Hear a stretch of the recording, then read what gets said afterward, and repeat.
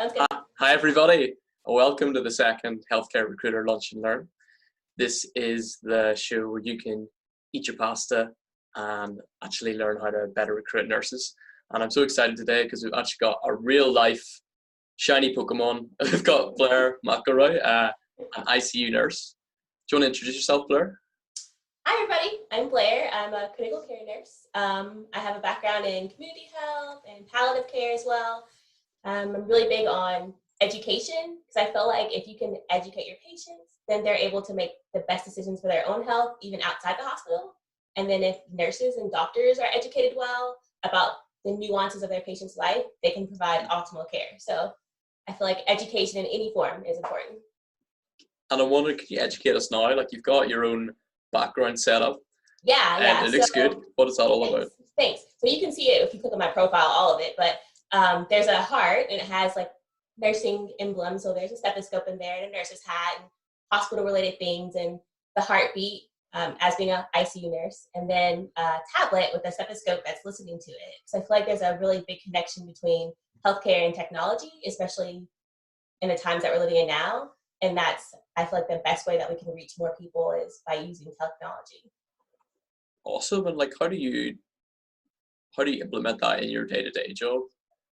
Well, for me, I feel like in the ICU, there's a lot of opportunities for patients that maybe have limited education. So I will print out pictures for them that explain things like, I'm in an open heart unit. So if I have a post-op heart surgery patient, I will print out recipes with like picture instructions of how to cook something that's healthier, or how to explain something that's a little more complicated to make sure that they can understand and like they can see it visually. Yeah. And I could never draw it, so the computer helps a lot. Makes two of us. Just before we got started, we were chatting a little bit more about what you wanted to do and what your ambitions were to change the world and save more lives. Could you tell us a little bit more about that? Yeah, so I work in a critical care unit. I work as an open heart recovery nurse in ICU.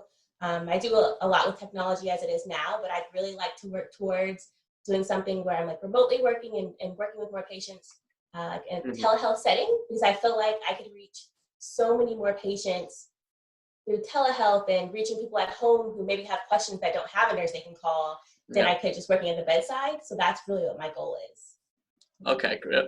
I think, so you're sort of interested in exploring the opportunities, and that really goes well with what my goals are for this episode, because last week I was talking to Mike Cevolino, two guys who have never been nurses.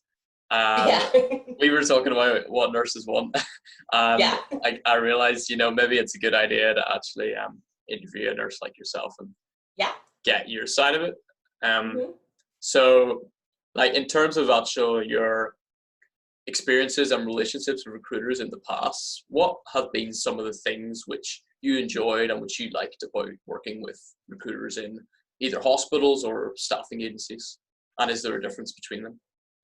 I think that's a really good point. I feel like there really is a big difference between staffing agencies and the recruiters that you work with within a hospital. For example, the recruiters in a hospital are way more in tune with the units in a hospital. For example, I had an amazing recruiter I talked to at a hospital in Atlanta, actually, and she knew which ICU units there were, what acuity was offered. So instead of telling me about money and the location, she was like, well, this unit gets the sickest patients, but they have these resources and they have an on-staff, specialist who's there who helps with this and that. And I was like, oh.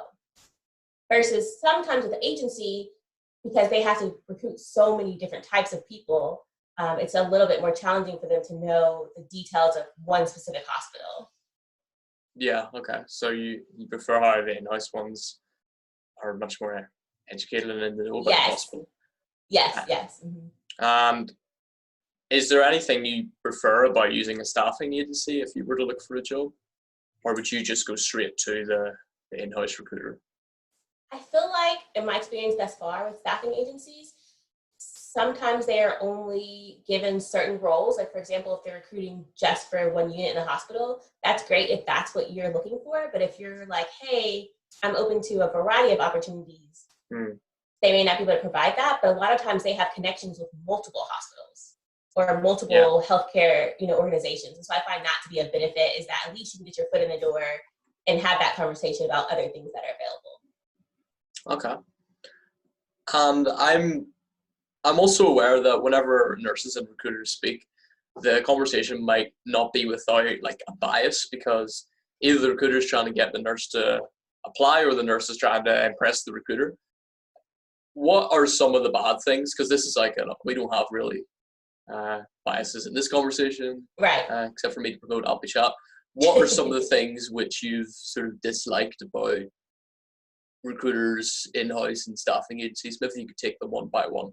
Where could they improve? I feel like kind of what I alluded to a little bit a minute ago is that the biggest issue with a lot of recruiters is that nurses think differently than if you were recruiting someone to work in an office. For example, in the ICU, we're used to having very sick patients. We're used to kind of taking control of things and being critical thinkers. So for example, I had a agency recruiter tell me, I have a great ICU type opportunity. This would be perfect for you. You'll read from a script all day. You won't have to make any independent decisions. I was like, okay then, yeah, I don't know any ICU nurse who's like, sign me up for that one. Okay. So, I was like, okay, no. But in hospital recruiters, it's true, same thing too. They're obviously trying to recruit you and try to get you into their hospital. So I think sometimes they forget to ask, like, hey, what would make you leave where you're at to come to my hospital? Instead of just saying, we'll pay you more, because money isn't everything. At least not for me. Okay. Do you find they're like talking about the fixed benefits of why you should come rather than trying to open you up and discover what would make you leave? 100%, yes. Yeah, Okay. They're like, the hospital is situated in this beautiful area. It's close to bars. I'm like, I don't go to bars. Yeah. It has. You're like, I like disgusting desert areas. Right? I'm like, I don't want to be there. So instead of being like, what do you like as a nurse, or what would entice you? They're just kind of giving you that same blanket statement they think will draw everyone. Okay. Amongst you and your friends who are nurses, are there any general themes, overarching themes beyond that, like to be in the mix of things and like to make decisions? Or is it definitely like person to person, depends on who you're speaking to? I think, so I have friends that are nurses in a lot of different areas. ICU nurses are a certain breed, ER nurses are a certain breed, long-term care nurses are a different breed. But overall, nurses are people and we care. We care about helping others. So the majority of nurses that at least I know and that I've encountered, ultimately they want to feel like they're making a difference. So if you're presenting something that is going to give us an opportunity that we feel like we're making a difference and we're helping, then that's what's going to be the biggest draw. Okay. And you did mention you have a friend who was like telling you about their experience. Could you relate to that? Yeah. So I have a friend who's a recruiter who I was asking questions, but I have a friend who was in the process of a job search. She had just finished school, and she was talking to to an office that she was going to work for. I mean, they were like, yes. She went through interviews with the doctors, with everybody. They're like, you're on board. You're perfect. What color shirt do you want? Let's get your name embroidered on it. This went on for like 3 or 4 months. She had other job offers that she turned down because she had already accepted this role. And then for a whole month, she heard nothing from them. She was calling and calling and calling. She didn't hear anything. And then one day she got out the shower and she had a voicemail on her phone that said, oh, hey, from the hiring manager. I was like, oh, hey, I forgot to tell you, we decided to move on with someone else. And that was it. And I was like, super, super surprised. And I was surprised because as she was talking about this, several other nurses chimed in and said that they had similar experiences at different places where they'd gone through the whole entire process, and then it was kind of like they heard nothing. And they said they had the job, but they heard nothing. So for us, we were like, we care about relationships. So like that makes it like really hard for you to go for a hospital like that or a place like that. Yeah, that's very confusing because recruiters often moan about being ghosted by candidates and the way it's difficult to get nurses to apply. Yeah. My friend who's a recruiter, I tell her this all the time. I'm like, so when people call you, do you just not call back? And she's like, no, I always call back. And I'm like, oh, well, that's very different than what a lot of us have found. So. Yeah, I guess from the recruiters I know who have openly admitted to not getting back to people, they always just say, we get too many applications. Oh yeah, definitely. Yeah. I mean, there's so many people applying for one role. Yeah. That's a good lead in. I'm going to show you some some job ads. Here's our agenda.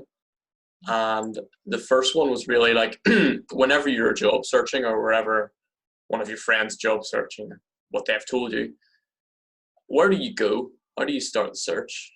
So I look at Glassdoor because I can look at some of the reviews from people who've worked there. Yeah. I've gone to like ZipRecruiter, Indeed. I'll look at LinkedIn, but a lot of times LinkedIn has jobs that have been filled or that keep populating that are not actually active anymore. So I kind of will like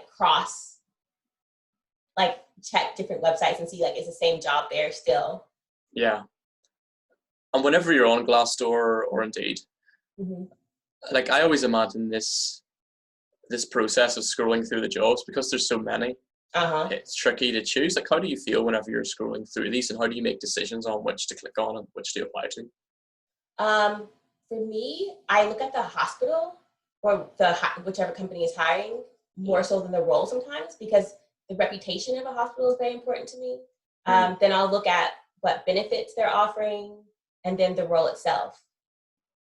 Okay. So first, and in recruitment, we would call that like the employer brand mixed in. Like, so employer brands, that's not the actual brand itself, it's like a subset and how you present how you are as an employer.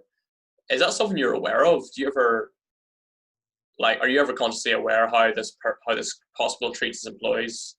Do you ever research that? Oh yeah, definitely. Okay. So I know a lot of nurses will either look at reviews, but also we ask each other, or we talk to each other like, hey, your cousin works at that hospital. What do they think about their job there? How do they get treated? How do they feel about their unit? And like to get a real insight. Yeah. And also, I mean, like we have hospitals who will try to present themselves to nurses to try to recruit them like so frequently that it makes you wonder like, what happened to the staff that they had? Why is their turnover so high? And so then when you do look into them, you're like, no, extra money is not going to make me go for that company because they're not presenting themselves as a culture that I want to be a part of. Okay, so like the always hiring thing might. Yeah. Would you say that puts you off sometimes? Yeah, definitely. Okay. And I know a lot of my friends, the same thing. They are like, why are they always hiring? Is it because they're growing so much? Or is it like, are they hiring for the same jobs? Okay. And sort of on that point about jobs and motivation, I've seen a lot of roles, and I'm going to share one here on my screen, that offer 5-figure sign-on bonuses. What's your opinion on that sign-on bonus? So I feel like in a time like right now with COVID, because there's such a high need for certain levels of acuity, I can see how that would be necessary maybe to attract nurses from other areas. However, under like regular times, I feel like that money could be placed differently. Like there could be nurses in the hospital and other units that could be trained to be in the ICU, and maybe those funds could go there. Like, are you developing your in-house employees as well? You know, or are you just having difficulty finding good quality nurses? So I'm kind of like torn on that one. I feel like in a pandemic it's appropriate, but outside of pandemic, I always question like, why do you need to offer that much? Okay. Because someone across the town is not offering that much. Does it meet like tempt you, or is the first thing that you think about is why are they offering that? My first thought is, why are they offering that? You know, unless everyone is. If like everyone in the job market is offering something comparable, then I'm like, okay, that's just what they do in that job market. Yeah. Well, that's pretty like notable that even if you think that first, you're still going to get paid the sign-on bonus, even though it hasn't convinced you. Right. And it might have negatively like convinced you. Right. It's just crazy. I mean, I'll look into to see like, oh, okay, they really need ICU or ER. That's why they're offering a bonus, and that's different than, you know, because it takes a long time to train a ICU nurse or, you know, ER nurse. So I can understand that they'd be like, we need someone now, so we're trying to entice someone to come over. Yeah. Well, I know a lot of people, it's just simply like 50% of what we would pay all these staffing agencies we have. So they would have maybe like 5 recruiters working on the role, and then they'd have the job on their job board with say the fees like 15,000, they would have a sign-on bonus of 7,500. Really? Did not know that. Yeah.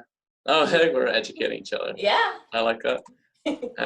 Yeah, so I don't think it's like the best relationship to be in where neither, I mean, the staffing agency doesn't want the hospital to be able to do it itself. And the hospital doesn't really want to pay the staffing agency the money. Yeah. And whatever hospitals do their own ads, I think a lot of them have a bit of a problem with advertising. Yeah, what's your, like...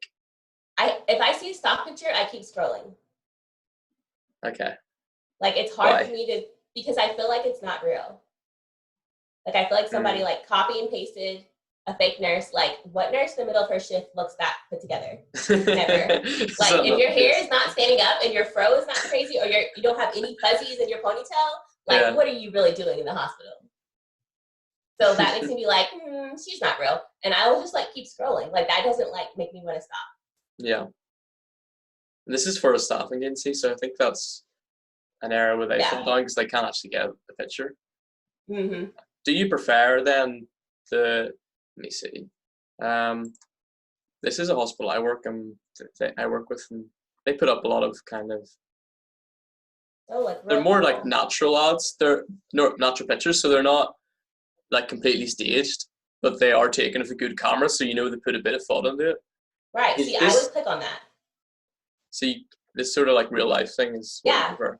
Yeah, 100%. Okay. I was right about that. Good. 100%. Okay. Yeah. So you said you just keep scrolling if you see stuff and you see that's... Oh no, not stuff. It's stock photo. Yeah. Okay. Take note, everybody.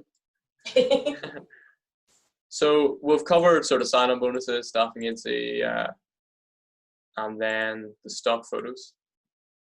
What I'd just like to talk a little bit about is what we call candidate experience in recruiter circles, and that's like how you feel and how you experience the application process. What would you say? Do you know? Are you on the same page there? You know what I'm talking about, like the experience of the application. Yeah. What would you say makes a good candidate experience for you as an ICU nurse? For me, that's tricky because I feel like the job descriptions are not necessarily written by anyone who actually is doing the role.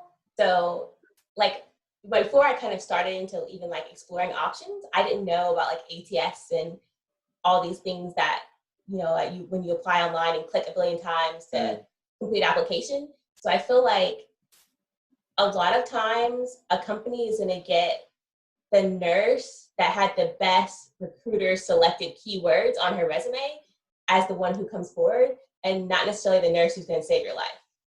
And so for me, like, that's a challenge because though I know I can perform excellently in person and take care of whatever needs to be done, translating that onto paper or onto a application where I'm clicking questions that are not actually anything that I'm doing on a day-to-day basis is kind of tricky. So I think that's really challenging. Okay. So that's an interesting point that maybe it's the people who fill in the forms the best who are more successful. How do you think recruiters could do better on that? How can they make it so the best person is hired rather than the best presenter of themselves? I would say be engaged. Like, be personal. Like, I know they have 20 billion people to go through, but when you do get through that pile and you get down to your top 10, like, ask questions. Instead of having me regurgitate what my resume says, ask, like, what would make you want to come to my company? Why would you want to leave your previous job? Or, you know, tell me about things that would be of interest to me. And I think that when you get someone talking, you're going to see what areas they need for growth and where they excel, and be able to make the best decision as to who would be the best fit for that company. Yeah. It's all about fit, isn't it? We do a lot of social media recruitment. have you ever looked for a job or looked at a hospital on Facebook before deciding to apply to them or not? Yes. So funny thing, I don't even use Facebook. Like I'm not like this is not my thing. I'm not on Facebook. Yeah. So, but a lot of websites, use Facebook as, postings about their hospital. So I will go to Facebook and look at people who work for them, like what they're posting, or look at pictures from the hospital, or click on the ad, and I will read through it. Okay, so you don't even have Facebook and you're still using it to look at the employer? That's funny. Yeah. Okay, yeah. And whenever you go on there, what sort of things? So you hit the page. What are you looking for whenever you're on that page? Is it current? Mm-hmm. Have they recently posted anything? Are there photos of things that are actually happening? What culture if I can kind of feel a vibe from their pictures and things, like what their culture kind of is. If they're a part of the community, if they're like doing community events or doing things that are helping out their local community, like those are all things I would look for. Okay. Would you say then that their digital profile matters a lot to them? Because it could be a really good hospital with really caring team and a great ICU, but they just don't have a good social media manager. Do you think that it is actually important how they present themselves online? 100%. 100%. I've worked as a preceptor a lot for new grads. And so a lot of younger ones, as they come in, I train them and I'll ask them, like, they live on Facebook. So I'm like, wait, so how did you find out about this job? And they're like, oh, well, my friend posted that she works at X hospital. And I asked her about it. And then I looked on their website, and I know a lot of them, that's where they look first before they look anywhere else. So I think it's really important, especially with the newer, younger generations and stuff too, to have an up-to-date and enticing profile. Okay. So I suppose there's a lot of like conversations going on between nurses, which I think recruiters want to feel like in control of the process. So they want to send the emails and send the phone numbers, but a way they can actually influence the conversations you're having with your other nurse friends is how could they actually influence that? I think if they're a hospital recruiter, then I think that they're going to have a better grasp of like what's going on in that hospital or in that network.